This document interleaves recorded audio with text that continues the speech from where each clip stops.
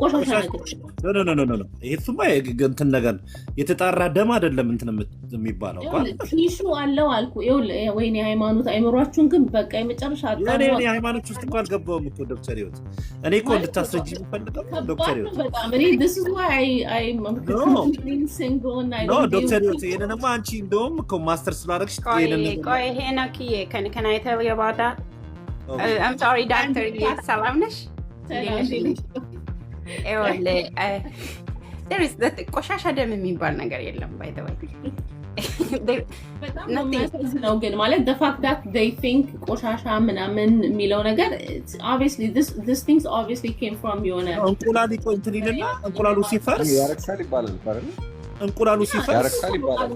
አንዴ እንደውም በዚህ ጉዳይ አስተምራለሁ like መርከስና የሚለው ቃል completely በጣም የሚያሳዝን ማለት ነው። it's one of the things that makes የሆነ religious እንትኖችን በጣም completely በቃ unacceptable የሚያደርጋቸው ራሱ the way they refer to the actual physical structure of the woman.